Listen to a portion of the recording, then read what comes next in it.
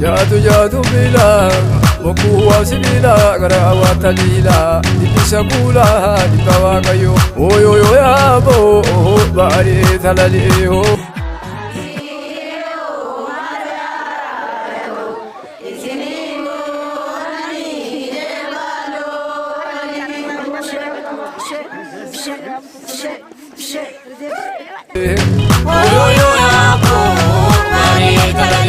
Ayo tu babo bale bari talali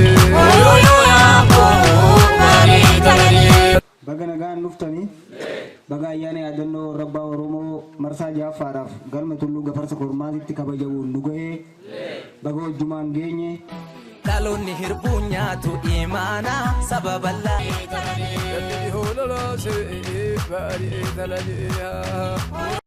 Oromoo waaqa gurraacha isa uume qofa beekaadha ga'e abbaa ofii haadha ofii beeknanati abbee beeknan haatee beeknan inni abbaa ajajamnaan abbaa hifachuu baannan abbaa gobarraa ilaaluu baannan haati eebbifnaan waaqa ofii beeknan kanarra maaltu hafe maaliif jigii yaama namni maa walitti guura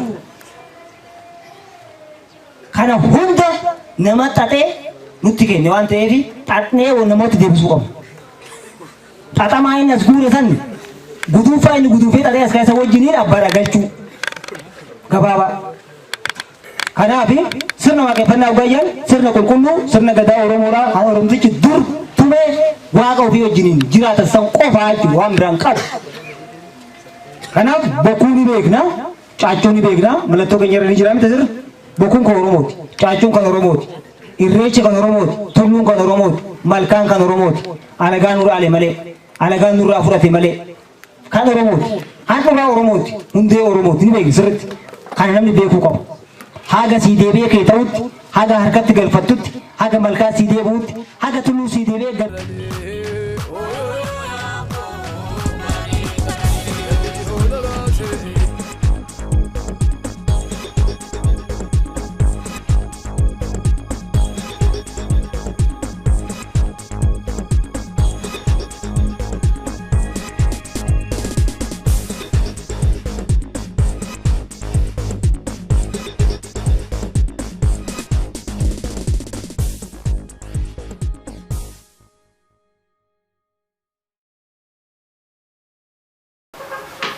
Akkam jirtan nageenyi isin badhaadhaa hordoftoota fi jaalattoota akkasumas deeggartoota amantii waaqeffannaa hordoftoonni fuula feesbuukii dhaabbata hordoftoota amantii waaqeffannaa akkasumas sabaa himaa yuutuubii chaanaalii dhaabbata hordoftoota amantii waaqeffannaa akkuma armaan dura baratametti dhaabbanni hordoftoota amantii waaqeffannaa karaa kutaa odeeffannoo fi quunnamtiitiin Arshambeewwan seenessaa yookaan immoo dookumentariiwwan garaagaraa galmootatti akkasumas konyaalee adda addaa irratti hojjechaa turuun isaa ni yaadatama.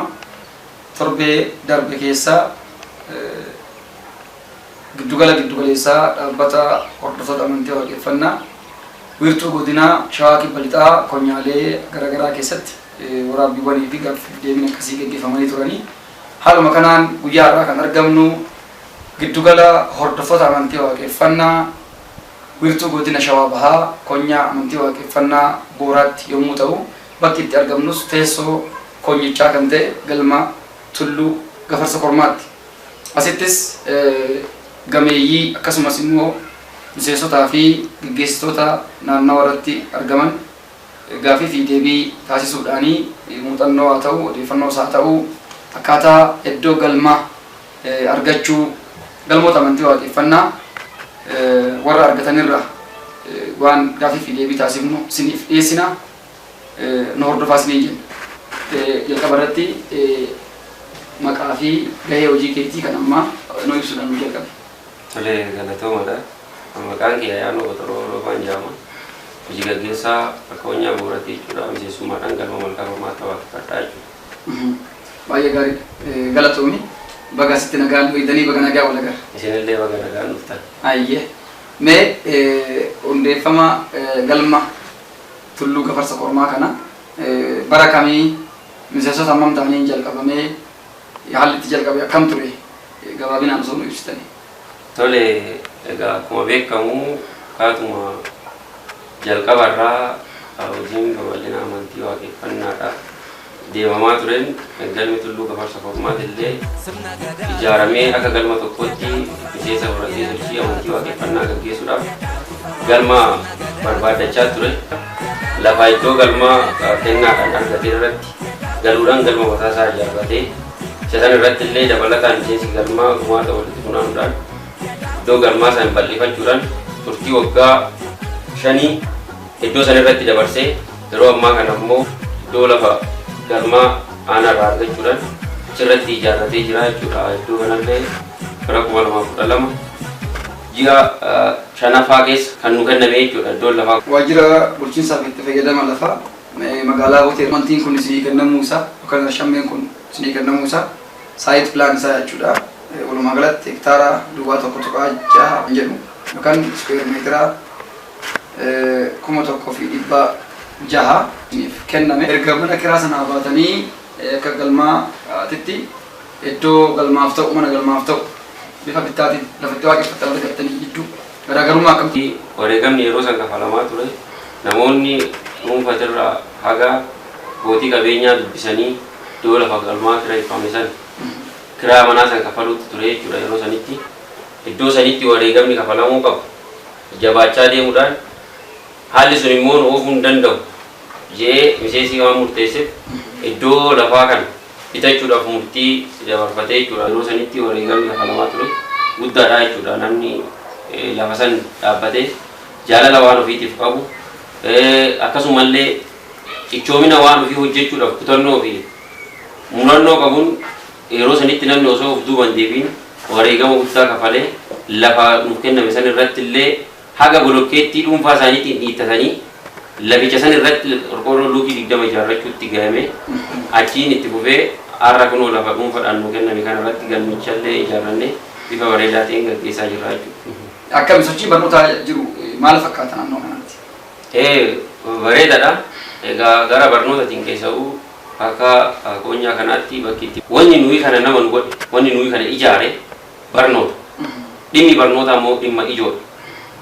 Yoo barnoota irraa bade humtuun tolu barnoota irraa yoo tolullee humtuun bade. Mee konyaan booraa kuni konyaalee ollaa wiirtuu godina Shawaa keessatti argaman kanneen akka konyaa dugdaa, konyaa amantii waaqeffannaa liiban, konyaa amantii waaqeffannaa lumee fi kan kana fakkaatan konyaa amantii waaqeffannaa adaamaa fi boosat fantaallee boosat jajuu faan akka jiran dhageenyaa adaa kun jiru. Mee adaamii tullu jiddoo kombolchaas konyaa dugdaatti aanee kan jiran akka walii galaatti yoo ilaallu galmoota ollaa maal konyaalee ollaa wajjin hariiroon konyaan booraa kun qabu maal fakkaata? Konyaalee keessatti ollaa ta'anii wajjiniin walitti dhufeenya keenya cimsuudhaaf mariin gooni jiraa jechuudha. Konyaalee afurii wajjiniin konyaa lumee adaa, konyaa liiban, konyaa dugdaa fi konyaa booraa kana taane waliin mari'annee jirra. Marii keenya saniin illee amma booda waliin hojiin keenya akka itti fufu kallattii wanni walii kaa'in illee jira jechuudha. Hojiin konyaalee kana keessa jiran hojii wal fakkaataa hojii bareedaa ta'e akka inni argamuu fi konyaalee kun keessa walitti dhiyeenya qabus walillee quba qabu waan ta'eef waliin hojiin nu barbaachisa jennee waan itti walii galle waliin hojjechuu keenya immoo amma booda itti gallee kan itti deemu ta'uu isaatii jechuudha.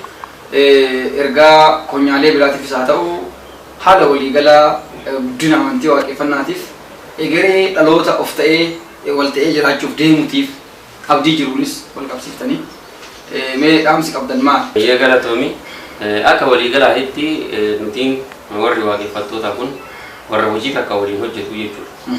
Kanaaf nuyin kun immoo hojii hojjennu hojii dhaloota kana ijaaruu waan ta'eef dhaloota kana ijaaruudhaaf immoo wanni guddaan cichoomina qabaachuu qabaa jechuudha namni.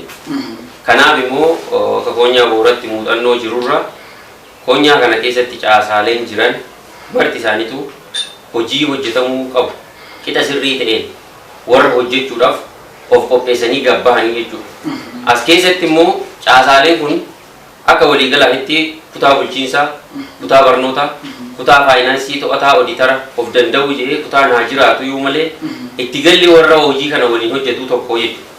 Kanaaf immoo hundi keenya qixa sirrii ta'e galmarratti xiyyeeffannee hojii hojjetamuu qabu hojjechuun tokkoon keenya ilaalataa jechuudha namni kamiyyuu. Waaqeffataa ta'uu nuuf ta'udha. Yoo of ta'a wal ta'anii wal ta'a waan abbaa waan ofii ta'anii abbaa afaan ofii, abbaa seenaa ofii, abbaa aadaa ofii ta'uu baatu jira. Egaa namni aadaa hin qabne homaa hin qabu jechuu dandeenya. Homaa hin qabu qofa osoo hin ta'in innuu jiraachuu hin danda'u sadarkaa jedhamutti gahuu danda'a. Odeeffannoo qabdan akka irraa hubachiiftanii fi konyaa bu'uuraa keessatti aadaan diinagdee uummanni Oromoodhaa qabu. Waltumsanii, waltil'isanii, fuuldura dhaabbatanii gamtaadhaan sochii godhuu keessatti akka jireenya hawaasummaa keessatti walitti dhufeenya jiru. Gama diinagdeetiin illee deeggaranii ofirratti maaltu jira sochiin konyaa kana keessatti karaa amantii waaqeffannaa gaggeeffamaa jiru. Aadaa kana bakkatti deebisuudhaafis jiru maaltu jira? Gama diinagdeetiin akka waliin hojii sila hawaasni keenya kaleessa qabu saniin akka konyaa keenyatti hojiin waliin hojjechuudhaaf karaa sila galmootaatiin dabalatee miseensuma galma keessa jiru aadaa wal gargaarsaa keessaa hojiyoota kana keessatti midhaan garagaraa oomisha garagaraa sassaabuudhaan sadarkaa barnootaan qofa galma keessatti barachuu osoo hin ta'in barnoota galma keessatti baratan gadi bahanii hojiitti hiikuudhaan dhaloota karaa hojiitiin illee agarsiisaa kan jiranidha jechaadha. Waan jedhuuf ergaa qabdan walumaa galatti gara dhumaarratti carraasii kenna waan namtu yoo qabaatte. Akkuma waliigalaa jettu wanni dhaabuu jiraate akkuma dhaabbanni hordofaa amantii waaqeffannaa sila uummata Oromoo dhabee wal dhabee waan isaatti illee qabee kana of taasisuuf wal taasisuuf sila waan isaatti irratti taasisuudhaaf hojjechaa jiru kana namni kamiyyuu kaayyoo kana beekee karaa bulchiisattiinis haa ta'u karaa barnootatiinis haa ta'e diinagdeen illee hojiiwwan sila dhaabbanni kun qabee jiru ofiin tuqanii akka kiyya jedhee sila karoora mataa isaatii karoorfatanii akka hojjechuu qabanii jedhan dhaamsuma kana qofa jechuudha. Ayyee dhaamsuma kanataniif baay'ee ulfaadha isin jenna galatooma. Jaatu bila boku wasibila gara watalila ibisa kula dibawa kayo oyo yo ya bo bari talali ho oyo yo ya bo bari talali sirna gadaa tufana warma keessa jira keessa ila gadaa keessa nama deebii waliin taasisu sirna gadaa tufana ila gadaa tufana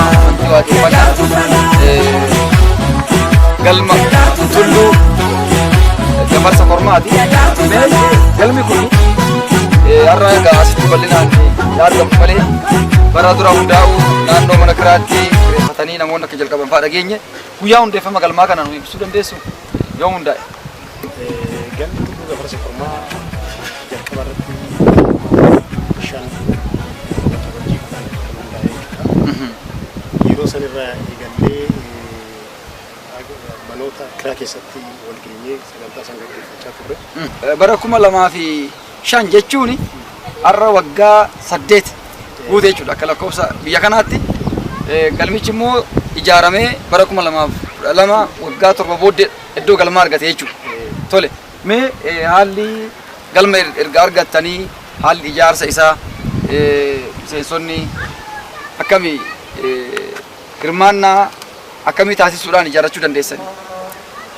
Galma kana nuti kan ijaarranne tokko hirmaannaa miseensota nuti galmaa taasisanii kan ijaarranne ta'uu isaati jechuudha. Galmi amantii waaqeffannaa tulluu gafarsa kormaa kun asitti hundaa'uu isaatiin tajaajilli hawaasni argate waan galmichi barsiisuun bu'aan hawaasaaf argame yookaan immoo hidhata yookaan abdiin egereef qabu dhaloota boodaan guddachaa jiruuf haa ta'u dhalootuma keenya jiran kan beekumsaan qaramuudhaan walta'iinsa fi nageenya hawaasa amantii biraa wajjin kana fakkaatan gaafa waliin hojjetatanii immoo diinagdees waliin gamtaadhaan godhachuu irrattis gaheen galmi kun taphate walii qabdanii nu ibsitan.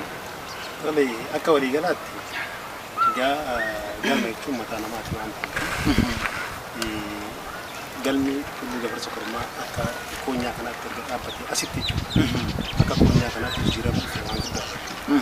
Fakkeenyaaf yoo ilaalle tokko dhalootni galma gale sun amala isaatirraa kaasee jechuudha. Amala Oromoon qabutti deebi'uudhaan amala silaa nama tokkorraa eegamu Oromoo tokkorraa eegamu waaqeffata tokkorraa eegamu turraa calaqqisiisaa jechuudha. Maal kana yoo jedhu maal jechuu kiyyaa tokko akka ijoolleen maatii isaaniitti ajajaman abbaa haadha isaanii kabajaan deebisiitii immoo akkasumallee hariiroo hawaasummaa keessatti akka wal gargaaran nama dadhabaa akka gargaaran kana faatu hojjetamaa jira wanti fi jijjiirama guddaatu jira konyaa kanatti.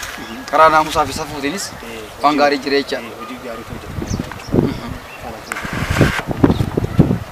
jira. Wal jaalalli walii galteen hawaasa tajaajilli yookaan bu'aan dhimma fayyaa fi nageenya wal qabate galmi kun buusa jira. Jira gahee guddaa buusaa jira jechuudha mallee jechuudha. Ayyee. Fakkeenyaaf jechuudha warra galmaa jechuudha hawwaatadha. Nama hubatu jechuudha maaliif nama xiqqaas guddaas hubatee adda baasee beeku waan ta'eef. Egaa hordoftoonni sagantaa yookaan immoo chaanaalii yuutuubii dhaabbata hordoftoota amantii waaqeffannaa akkasumas gama fuula feesbuukii dhaabbata hordoftoota amantii waaqeffannaatiin nu hordoftan hundumtuu guyyaa irraa kan argamnu galma amantii waaqeffannaa Tulluu Gafarsa Kormaa iddoo galmaa erga argatee gara waggaatti dhiyaatu kana haala ijaarsa galmaatii fi haala gaggeessota konyaa akkasumas haala hariiroo hawaasa naannoo wajjiniin galmichi qabu edda galmi immoo iddoo akkasii kan argate guddina galmi qabu tajaajila iddoo awwaalchaa yookaan immoo iddoo hujufaaf ta'u beellamaan karaa waajjira bulchiinsa magaalaa argachuudhaaf akka karaarra jiran waliin hordofaa turre.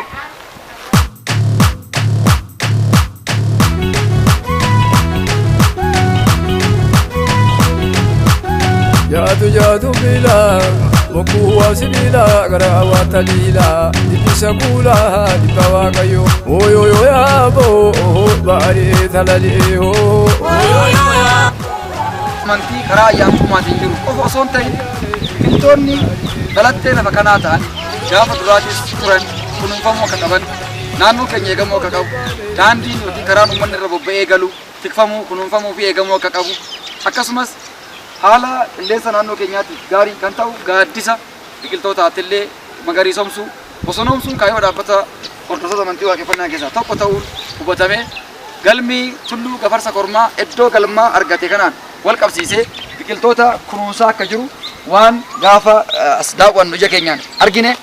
Baduu hawaasa faatiin jedhama. Ayyee. Galma Tulluu Gafarsa Kormaatti miseensa. Miseensa. Biqiltuun kun odaadha. Tole. San tokko dabalatee kana keessatti. Aha. Eejensa lamaan kana. Ayyee. Walumaa galatti biqiltoonni kun biqiloota biyya keessatti argaman yookaan immoo lafa kanaa wal beekanidha jechuudha. Ayyee. Barbaachisummaan isaa jechuudha. Kallattiidhaan bishaan kana qusatee akka bishaan qusatuuf jechuudha. Asiin uraa qaba jechuudha. Gara jalaatiin uraa qaba. Tole.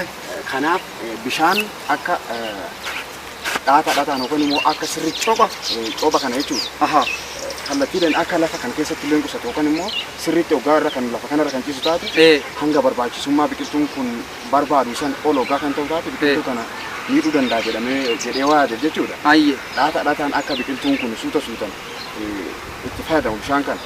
Fi akkasuma immoo jiidhinsi lafa kana keessatti argamu kun akka gaaddisa kanaaf akkas keessaa furkeen baane citaa kana jala taa'ee jechuudha. Ayyee. Jiidhinsaa keessatti akka qusatamuuf jechuudha. Ayyee ammayyuu jallisaa jiidhaadha. Ayyee.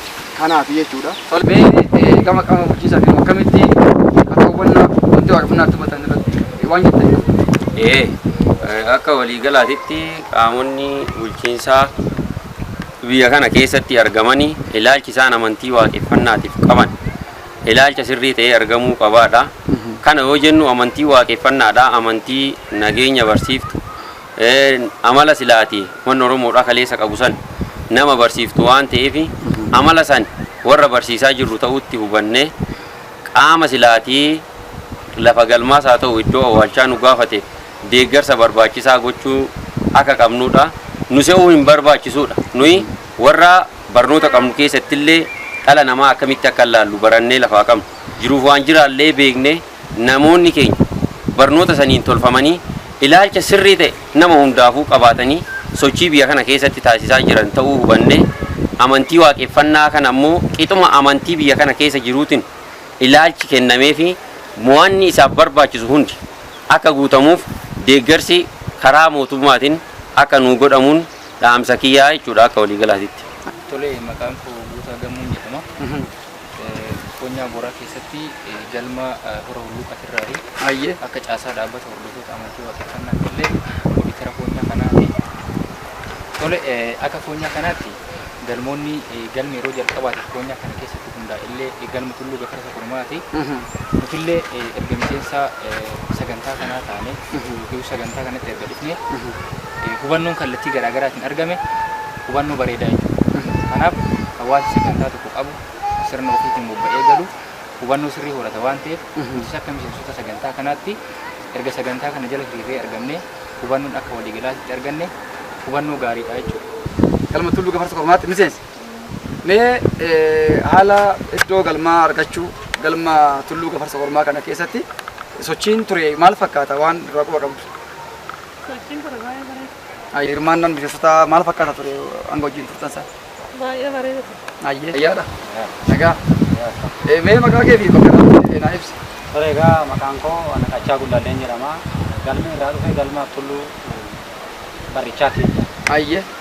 Kaniif galma kana jechuun galma kanatti bu'uura asitti barnoota fudhachaa ture jechaadha. Galma Tulluu Gafarsa Kormaa kanatti. Galma Tulluu Gafarsa Kormaa kanarraa barnoota guddaa fudhannee karaa baadiyyaa galma kana babal'isuudhaaf jecha asii achi garasitti sochoonee namoota akka kiyyaatii waliin jechaadha.